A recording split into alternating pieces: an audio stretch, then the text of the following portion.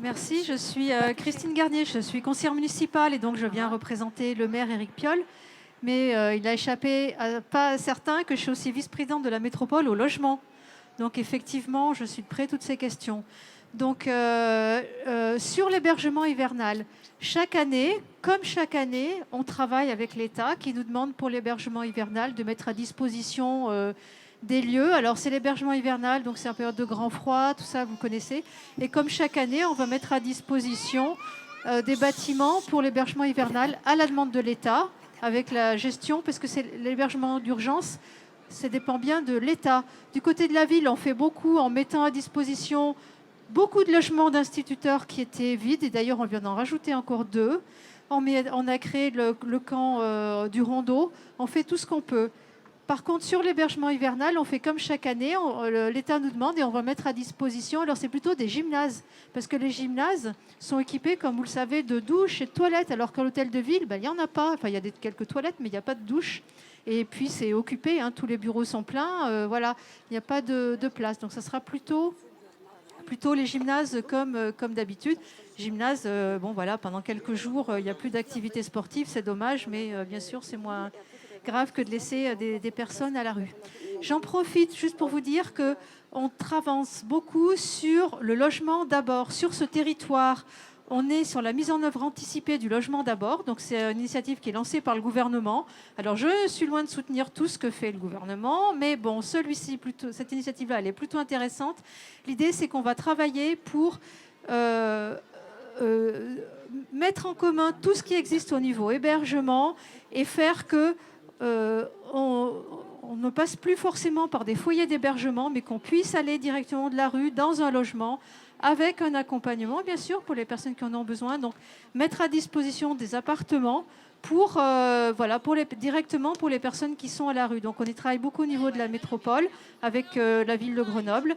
Et donc, il y a des actions qui vont se mettre en place assez vite. Et une des premières actions, ça sera la nuit de la solidarité. Donc en janvier, on va faire un comptage le soir de toutes les personnes qui sont à la rue ou dans des squats. Donc on va pouvoir dire, voilà, les personnes qui sont vraiment à la rue, même au mois de janvier, quand il y a déjà de l'hébergement hivernal, on va pouvoir dire combien il y a de personnes.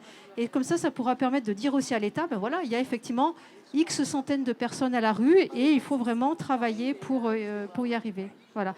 Et dernier point, puisqu'on m'a interrogé sur l'hôtel de ville, alors c'est vrai qu'il n'est pas très adapté. En plus, on ne peut pas. Il est en avis négatif de la commission de sécurité depuis des années.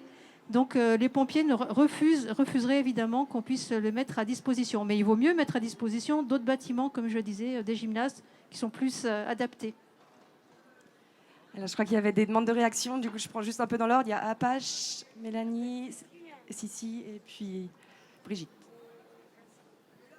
Alors, merci Madame Garnier. Je voudrais remercier beaucoup les services de la métropole et de la ville de Grenoble qui apparemment se démènent pour nous trouver des solutions d'hébergement hivernal. Je voudrais juste rappeler un petit peu l'utilité première d'un gymnase. Le gymnase, c'est fait pour faire du sport, madame. Merci beaucoup.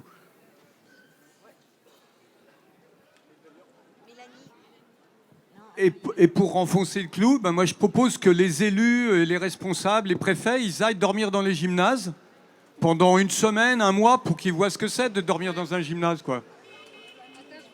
Parce qu'en fait, c'est des logements qu'on veut, c'est pas des hébergements.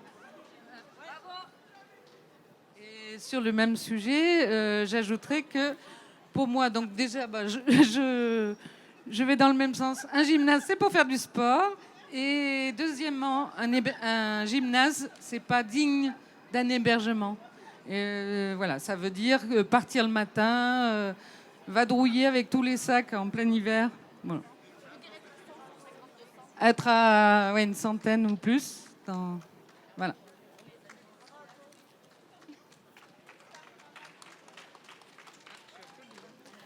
Oui, bonjour madame. Moi, il y a des appartements, il y a 150 appartements de vide au 10-20 Arlequin. Et ces appartements ont des douches, ont des toilettes, donc ils sont parfaitement habitables. Et ils sont vides et on déloge les gens. Je vais être expulsée aussi, pas cette année, mais bientôt. Voilà. Et Vous ne trouvez pas que ça pourrait être une solution pour cet hiver de loger 150 personnes? Enfin, moi, je trouve que ça serait humain. Voilà. Enfin, c'est une proposition. Hein. Et ce ne sont pas les seuls logements à Grenoble qui sont vides. Hein. Voilà. Bon, je m'appelle Mélanie. Hein.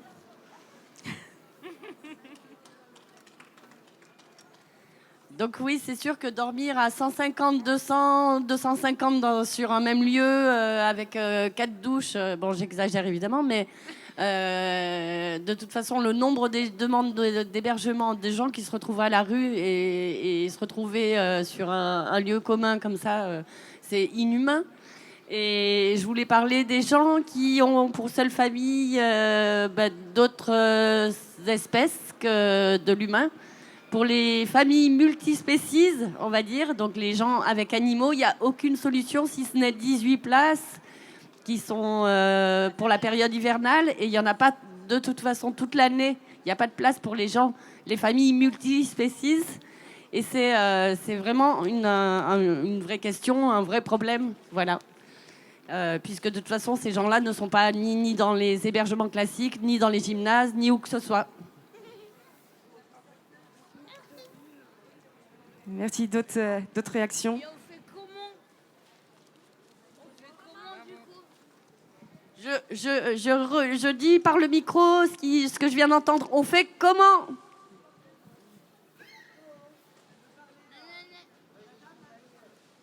Vous voulez parler? Tu peux m'aider à me relever à gauche? Moi, j'irai plus loin. J'irai beaucoup plus loin. Parce qu'il n'y a pas que l'hiver que les gens ont besoin d'avoir un toit, d'avoir à boire autre chose que du vin. Hiver, c'est comme l'été. L'été, les gens meurent aussi. Est-ce qu'on en parle de ces gens-là? J'aimerais monter, mais quelqu'un m'accompagne. Là, pour être vu, reconnu, et je signe tous mes mots. Merci beaucoup, ma chérie. Oui. On a beau jeu de penser qu'à l'hiver. L'hiver, c'est les sports d'hiver. Oui.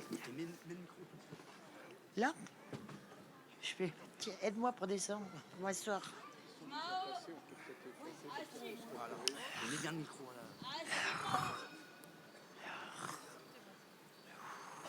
J'ai fait un scandale inouï. Et à refaire, j'appellerai tous mes petits choux pour m'aider à crier encore plus fort. Dans mon quartier, Saint-Bruno, il se passe des choses comme sans doute ailleurs. Mais là, j'ai poussé un tel cri de guerre, un grand coup de gueule. Une femme assise avec les crachats, les pipis de chien, etc. Je lui dis, lève-toi. Elle comprend pas ma langue. Elle comprend ce que je veux dire. Elle dit non. Elle recommence, je recommence. Et après, je lui dis, maintenant, c'est tout de suite. Tu te lèves et tout de suite et tu me suis. Et elle me dit, et les enfants? Je lui dis, quel enfant? Elle me dit, les miens. Je lui dis, il y en a combien? Elle me dit, déjà 2 filles qu'il faut que j'aille récupérer. Rebecca et l'autre, je ne me souviens plus de son prénom. Et je lui dis, où est-ce que vous logez? Pas le logement, près de la mairie. On dort dans le parc Paul Mistral, c'est ce que j'ai compris de la part de Rebecca. Rebecca a environ 12 ans, taille de 6-7 ans, maigreur squelettique, une grande plaie sur la joue. Et la mère explique à sa fille qu'elle doit me dire avec qui elle loge, parce qu'elle a dit loger. Ah là là, ce que ces gosses sont beaux. Ils nous enseignent tellement. J'ai dit, qu'est-ce que vous allez manger ce soir? Elle dit, bah, c'est maman qui fait la manche. Et j'ai dit, ça te fait rien? Elle dit, si, parce que bien sûr que ça nous dégoûte, mais on ne peut pas faire autrement. Je dis, maintenant, vous vous levez, vous me suivez. Et je les ai emmenés me suivre. Et la maman a louché du côté d'un merveilleux primeur. Avant, ça s'appelait le Figuier, je sais pas quoi. Maintenant, ça a une autre destination de prénom, de dénomination en tout cas. C'est à l'arrêt du tram, la seule épicerie où les gens se servent. Ce sont des Maghrébins qui servent. Bravo à Samir, qui est le propriétaire, qui m'a laissé hurler. Quand je hurle, je me casse la voix Quand je me casse la voix une fois, on ne pourra plus jamais, jamais maintenant, quelqu'un pourra me laisser taire. Et j'ai dit aux enfants et aux parents et à la maman, pardon, achetez ce qu'il faut. J'ai combien de temps? Je ne suis pas limitée. Je prendrai peut-être 10 minutes. Peut-être avant, je ne sais pas. On verra. Ils se servent. Je dis, mais je viens de retirer de l'argent pour 15 jours. Il ne faudrait pas qu'elles prennent trop, parce que je vais être démunie. Et la personne la plus importante pour soi, c'est soi d'abord, pour pouvoir ensuite rencontrer les autres de façon clean. Et je laissais faire, et je laissais faire. Et le patron me dit, elles achètent le magasin. Et je lui dis, d'accord. Alors j'ai posé un coca, j'ai posé un pain. J'avais déjà prévu dans un panier un pain rond et 2 pains de 800. Et elles ont acheté des bonbons autorisés par moi, du chocolat. En fait, il n'y a que des choses de survie. J'ai honte d'être française. Je suis pupille de la nation, adoptée par les anciens combattants. Donc, je dépends du ministère des Armées. Et puisque ceux-là n'ont pas voulu se mouiller quand j'ai été en danger récemment, eh bien, je parlerai à leur place.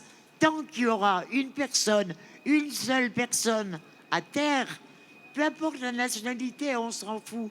Toutes les nationalités se ressemblent. Il n'y a pas un différent de l'autre mieux que l'autre. Si nous nous conservions, si nous nous considérions comme des petites fourmis, ce que nous sommes en vérité, parce qu'il n'y a pas un qui est plus haut que l'autre. Moi, j'aimerais bien avoir une entrevue publique avec Piolle. Je l'attends de pied ferme. Mais gare à ce que je vais raconter. Je suis féroce. Je suis en signe zodiacal taureau chez les Occidentaux et chez les Chinois, je suis tigre. Attention, une fois que j'ai ouvert ma gueule, je parle dans ma bouche car je peux dire maintenant ma gueule, je suis devenue fauve. On ne pourra plus me mettre dans les rangs. On ne pourra plus jamais me mettre dans les rangs. Les rangs ne m'intéressent pas. J'ai eu à peu près tous les rangs possibles. Je suis ancienne EduxP. J'ai arrêté. Mais Saouda, arrête, s'il te plaît. Tu es en train de me distraire. Merci. Quelqu'un veut parler à ma place? Non, tu peux terminer. Vas-y. Alors, je dis, au moins, toujours ayez au moins 2 ou 3 bonbons dans votre poche. Peut-être dans votre pochette un croissant ou n'importe quoi qui puisse donner un sourire à ceux qui l'ont réellement perdu et qui risquent de le faire perdre à tous ceux qui les regardent. À ceux qui ont compris ou à peu près ce que j'ai dit, merci. Merci. Merci beaucoup.